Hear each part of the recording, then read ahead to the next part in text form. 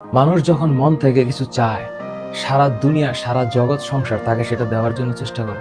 মন থেকে চাইতেই হবে, হালাল ভাবে, সৎ ভাবে।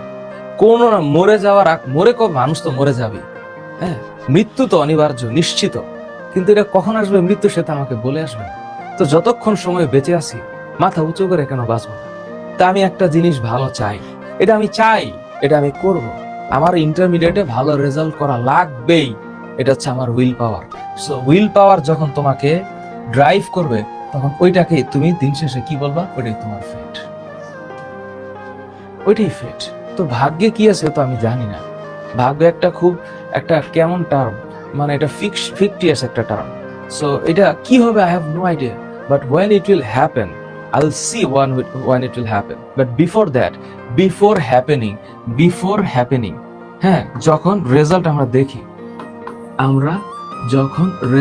দেখি, তখন তার আগে বহুত থাকে, একটা সংগ্রামের ইতিহাস থাকে। এই সংগ্রামের ইতিহাস সবাইকে বলার দরকার নাই।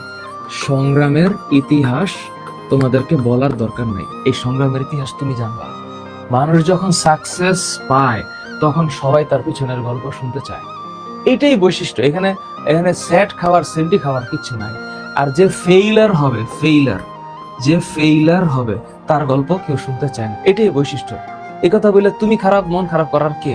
কারণ তুমি নিজেই তো ফেইলারের গল্প শুনতে চাও নাই, তাহলে তোমার ফেইলারের গল্প আরেকজন কেন শুনবে? তুমি রেজাল্টটা এমন ভালো করবা, তখন সংগ্রামের ইতিহাস মানুষ জানতে চাইবে। তুমি চিন্তা করো যে তোমার শক্তি সামর্থ্য কতটুকু আছে। পড়ার টেবিলটাকে নিজের আপন করে নাও এবং পুরা টাইমটাকে ফোকাস করো তোমার পড়ায়।